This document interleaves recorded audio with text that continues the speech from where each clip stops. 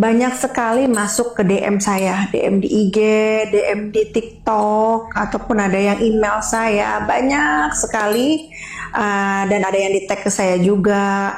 Tapi mohon maaf, admin tidak bisa membalas satu persatu karena terlalu banyak sekali. Jadi ceritanya saya itu pernah memprediksi bencana di Indonesia kurang lebihnya dua bulan yang lalu. Saat itu saya diundang podcast di Bang Robi Purba. Mungkin teman-teman bisa cek ke podcastnya Bang Robi Purba. Saat itu saya pakai baju krem dan jilbab juga, hijab juga krem ya. Jadi teman-teman bisa cek gitu ya. Nah jadi saat itu saya ditanya tentang prediksi bencana alam akhir tahun ya. Dan saya juga ditanya penyakit apa saja yang akan marak untuk kedepannya. Terus ketiga, saya juga ditanya berita gosip tentang artis gitu. Nah, berhubung ini yang langsung mencuap adalah yang viral adalah ini tentang prediksi pada akhir tahun. Jadi banyaklah DM dan yang terjadi ke admin Feni Rama Official. Nah, ada yang tanya, Teteh itu gimana ceritanya? Teteh bisa dapat gambaran seperti itu. Teteh bisa memprediksi seperti itu. Gimana sih? Kita pengen tahu. Nah kan memang kan kalau di podcastnya Bang Robi saya hanya memprediksi itu ya garis besar. Tapi tidak secara detail saya menceritakannya. Ya oke. Hari ini saya langsung ceritakan aja ya. Jadi gini teman-teman. Sebelum saya diundang oleh Bang Robi Purba ya. Jadi ceritanya saya itu habis pergi ke Indonesia Timur dan saya itu pertama kali juga ke Bali, ke Lombok, ke Labuan Bajo, ke Indonesia Timur deh pokoknya, ke Flores, ke Kupang, terus Ende, banyak lagi, Jawa, terus mana lagi ya, pokoknya banyak deh tempat-tempat yang saya kunjungi. Nah, saat itu kan memang perjalanan itu perjalanan pekerjaan, ya, dan sekalian juga spiritual journey, ya. Nah, ketika saya berjalan itu memang kan ada proses pekerjaan, otomatis kan ada duniawi yang lebih persen yang lebih tinggi daripada rohani. Tapi tidak bisa saya pungkiri bahwa pekerjaan saya selalu diselimuti oleh spiritual. Ya, jadi memang itu adalah sebuah support system duniawi saya jalankan gitu kan, tapi saya dikelilingi oleh spiritual gitu. Nah, kurang lebih itu saya perjalanan itu sampai 2 minggu ya, 2 mingguan sih sepertinya. Ketika saya sampai nih ke rumah, biasanya kan memang saya tuh ngecas diri gitu ya. Karena saya tahu nih, banyak yang udah saya minimize ibadah.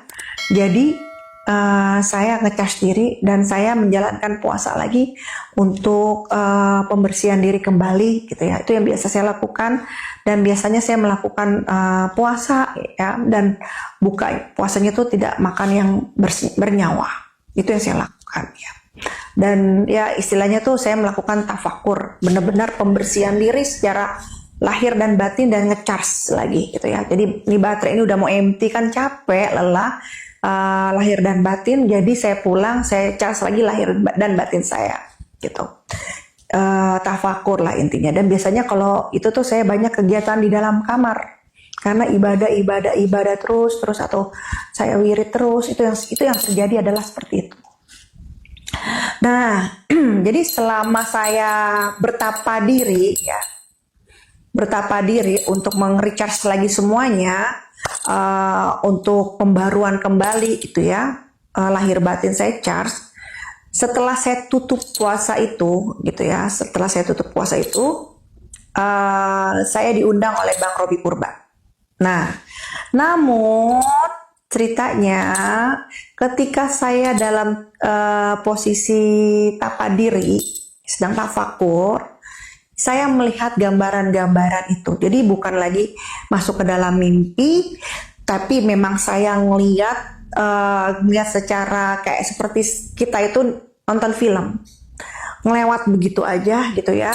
Dan gambaran itu tuh bener-bener nyata, maksudnya gini loh, jelas, nggak bayangan-bayangan seperti itu. Saya bilang, dan dalam keadaan saya sedang tafakur itu saat itu, tapadiri ya, memang kan saya selalu bilang hening tapi tidak kosong. Jadi kita mengkosongkan hal duniawi, namun tidak hening, lalu kita isi dengan hal keilahian. Dalam keadaan seperti itu, saya tidak menyangka. Yang saya lihat itu adalah gambaran bencana di Sumatera. Memang sebelum saya mendapat gambaran itu, beberapa tahun yang lalu juga saya sudah punya gambaran itu, tapi saya tidak menyangka kok ini muncul lagi gitu. Jadi waktu yang tsunami dulu di Sumatera itu ya, kok ini muncul lagi gitu loh. Dan jelas banget air gitu di mana-mana. Saya melihat kesedihan dan saya lihat saat itu air tuh tinggi. Di mana di daratan tuh tinggi sekali gitu loh, sehingga di mana-mana tuh air, bukan genangan lagi kan. Kalau genangan itu kan ya masih cetek ya. Ini dalam. Di yang saya lihat itu kita untuk jalan di lokasi itu harus menggunakan kayak perahu karet kayak apa gitu loh. Itu yang saya lihat dan luas banget gitu loh. Nggak hanya, saya pikirkan hanya banjir lokal yang ada di daerah A gitu ya.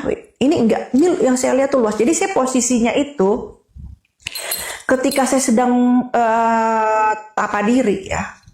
Awalnya saya merem. Ketika saya merem itu yang saya lihat. Nah, saya terkejut dong.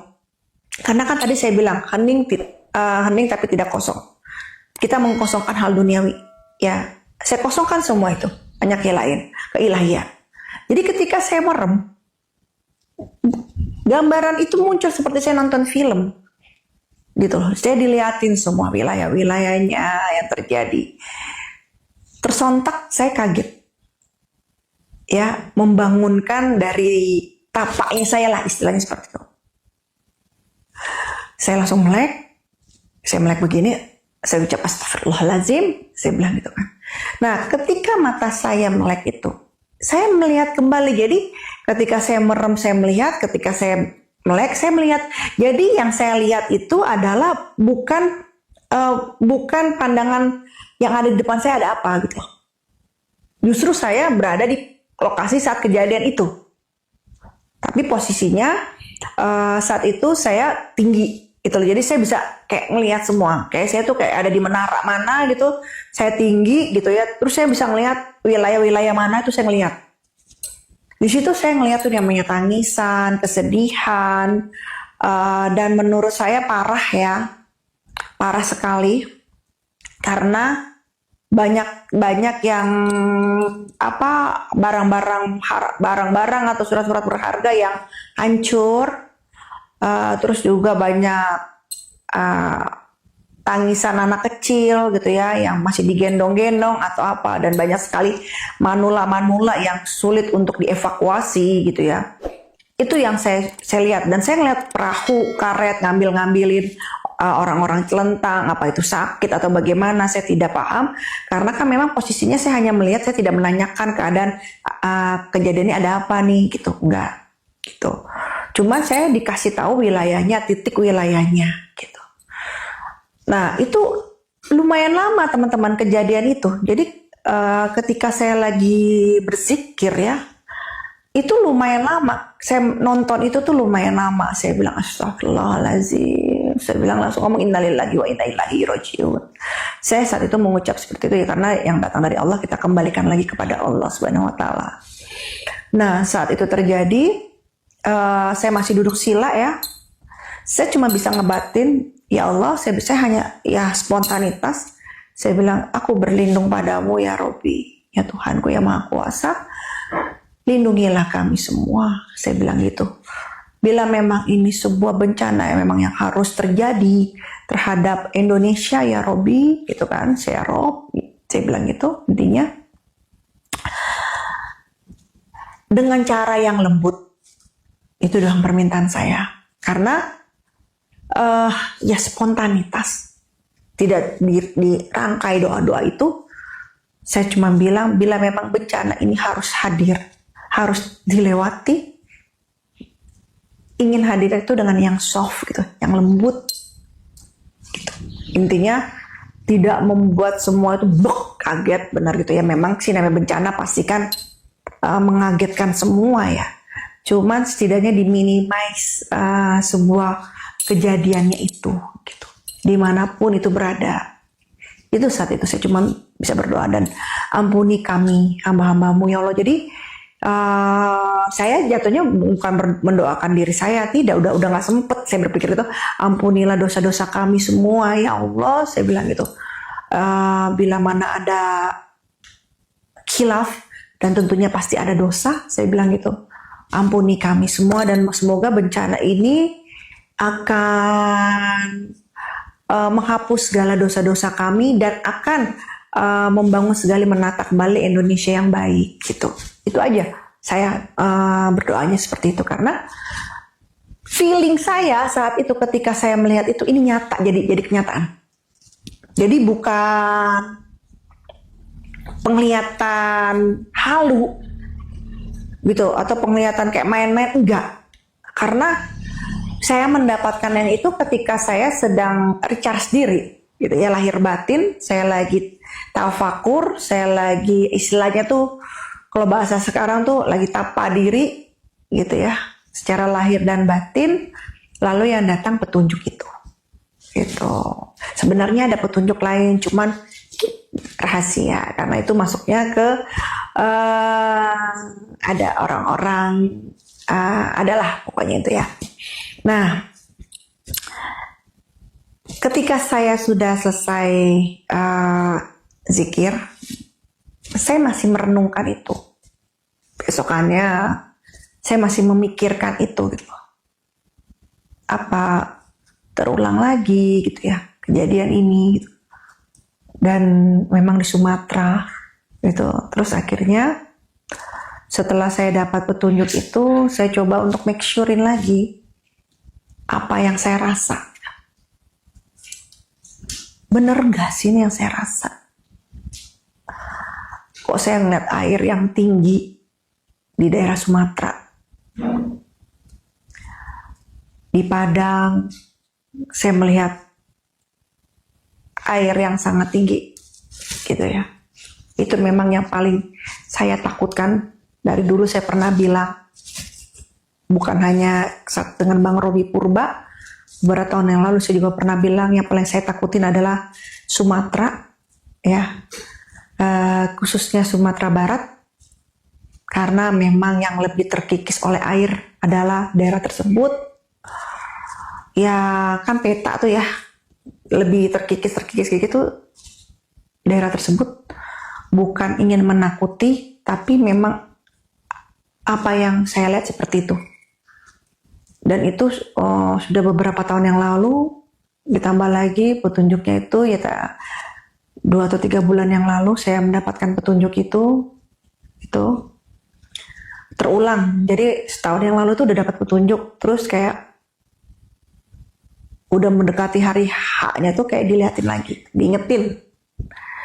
Dan untungnya diundang Bang Robi Purba gitu.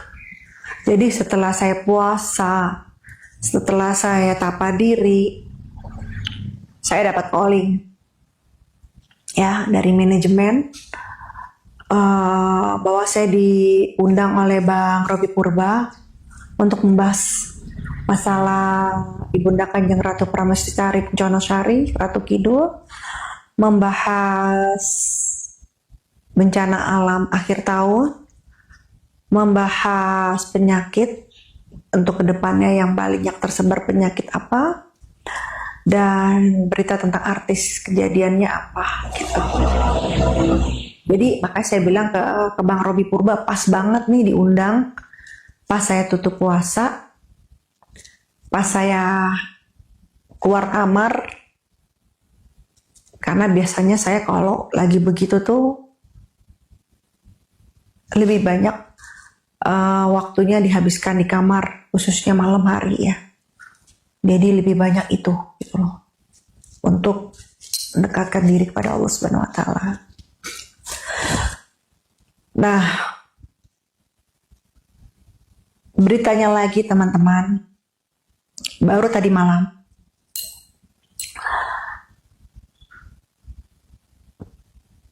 kita Indonesia akan kedatangan angin yang sangat besar. Anginnya besar sekali dan menggulung seperti tornado ya. Tapi kan ada yang kecil, ini besar. Kita akan kedatangan angin tersebut. Ya, saya kembali lagi berdoa bismillah. Ya, bila memang ini memang harus dilewati oleh Indonesia, bismillah ini akan terpecah angin tersebut. Jadi jangan besar. Karena kalau kena angin itu, wah, serem sekali. Saya juga mau ngabarin itu hari ini. Berita itu, hari ini saya mau ngabarin itu. Pertanyaannya, di daerah mana Teteh?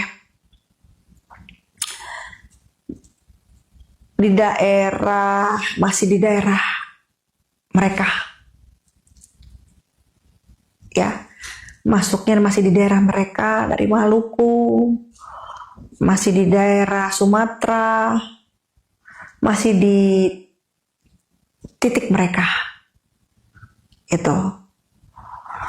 Andai pun kita kena, itu hanya percikan-percikannya saja angin itu. Ya, di mana Teteh? Ada pertanyaan seperti itu. Di daerah angin yang besar itu, yang disertai oleh hujan yang sangat besar, itu di daerah untuk Jabodetabek ya, itu di daerah Depok. Nah, jadi pecahan dari angin tersebut nanti akan disertai sangat besar hujan dan angin. Hati-hati untuk kalian yang jalan di jalan raya dengan apa tuh pelang-pelang gitu ya, kayak reklame-reklame kayak gitu. Hati-hati. Yang saya lihat ada yang jatuh. Ya, jadi hati-hati untuk kalian semua pengguna motor atau pengguna mobil atau angkutan umum, itu hati-hati gitu. Karena memang hujannya tuh nggak diprediksi, langsung datangnya seperti itu, dan langsung segelap-gelapnya. Itu yang terjadi. Ya, angin kiriman sedang on the way ke Indonesia. Sekarang dari unsur angin, kemarin yang bergerak unsur air, itu yang saya lihat. Ya teman-teman ya. Jawa Barat pertanyaannya Teh. Jawa Barat kena nggak Teh? Jawa Barat ada gitu ya, tapi ya nggak terlalu besar seperti yang daerah-daerah yang saya sebutkan. Gitu, masih kondusif lah ya. Gitu. Paling di yang semoga sih tidak ada longsor ya. Longsor di daerah mana Teteh? Gitu kan.